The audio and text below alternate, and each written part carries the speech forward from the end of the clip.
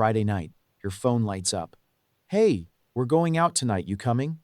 You look at the message. You look at your couch. You look back at the message. Maybe next time, you type. And then you put your phone down, pull up a blanket, and feel completely at peace. Now, if you've ever done this, you've probably been told more than once that something is wrong with you, that you're antisocial, that you're wasting your youth, that you're missing out on life. And honestly, after hearing it enough times, maybe you started to believe it. Maybe you've even felt guilty for enjoying your own company more than a room full of people. But here's the thing. What if your brain isn't broken? What if it's actually working exactly the way it's supposed to? What if the reason you love being alone is because your mind is quietly doing something most people's minds can't? Let's talk about it. Let me ask you something. Have you ever been at a party, and while everyone around you is getting louder, more energized, more alive, you're slowly shutting down? Not because you're sad, not because you don't like these people, but because something inside you is just full. That's not a mood, that's your neurochemistry. Psychologist Hans Eysenck called it cortical arousal, the idea that introverts' brains are already more stimulated at rest. You don't need a loud room to feel switched on. You're already there. And that changes everything. How your brain, the introvert brain, processes dopamine differently from an extrovert's brain. Dopamine is the chemical your brain releases when you experience something rewarding, a compliment, a new experience, a social interaction. Everyone's brain uses dopamine. But here's the key difference. Introverts are significantly more sensitive to it. Think about what that means.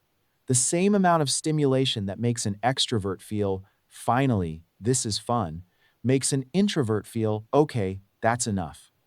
It's not that you don't enjoy things, it's that your brain reaches satisfaction faster. And when you push past that point, when you stay at the party another 2 hours because you feel like you should, your brain doesn't just stop enjoying it. It starts treating the stimulation as stress. That's why you don't just feel tired after a long social event. You feel drained, physically, mentally, like something has been taken from you. Now here's where it gets really interesting. Because introverts are more sensitive to dopamine, their brains tend to favor a different chemical pathway, one driven by acetylcholine. You've probably never heard of it, but acetylcholine is the neurotransmitter associated with deep thinking, reflection, and focus.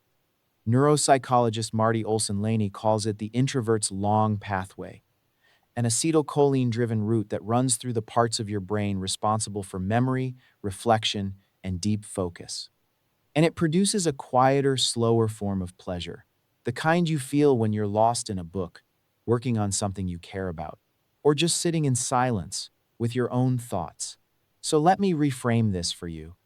When you're alone in your room on a Friday night and you feel that deep sense of calm, that's not you doing nothing. That's your brain running on its preferred fuel. You're not missing out on happiness. You're accessing a kind of happiness that most people need noise to drown out the absence of. I want you to sit with that for a second. Because most introverts go through life thinking they're the low-energy version of a normal person. But the truth is the opposite. Your brain is not underperforming. It's so efficient at processing reward that it doesn't need a loud, crowded room to feel alive. A quiet room is enough. A single conversation is enough. Your own mind is enough. And that's not a weakness. That might be the most underrated strength there is. So, if your brain is wired this way, if quiet is genuinely where you thrive, then why does the world keep acting like you have a problem? The answer is simple. People are confusing two words that couldn't be more different: loneliness and solitude. They look the same from the outside. In both cases, you're alone. But on the inside, they are opposite experiences. Loneliness is when you want connection but can't find it. It's the feeling of being in a crowded room and still feeling invisible. It's involuntary. It's painful. And yes, it is a real psychological health risk. But solitude? Solitude is when you choose to be alone, because something in that silence nourishes you. It's not the absence of people, it's the presence of yourself.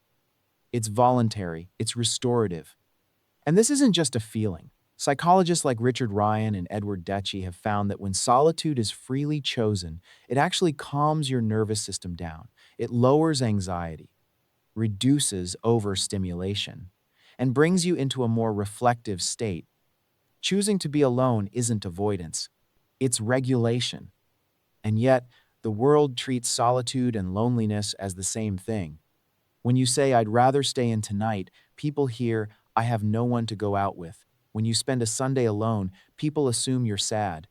When you travel by yourself, people think something went wrong.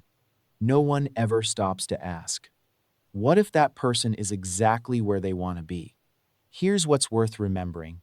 Some of the most important ideas in human history were born in solitude. Newton developed his theory of gravity during 2 years of isolation. Nikola Tesla conceived his most groundbreaking inventions alone, often in the dark.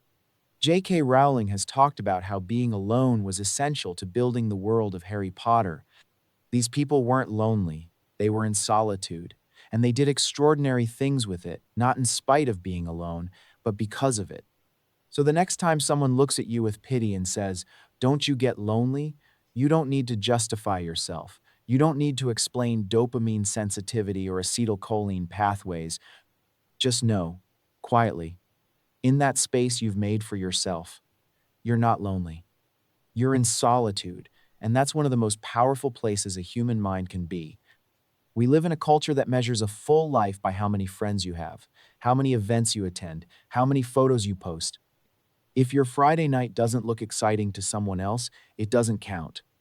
But I want to challenge that, because some of the richest moments in life happen when no one is watching. The book that changed the way you think, you read it alone.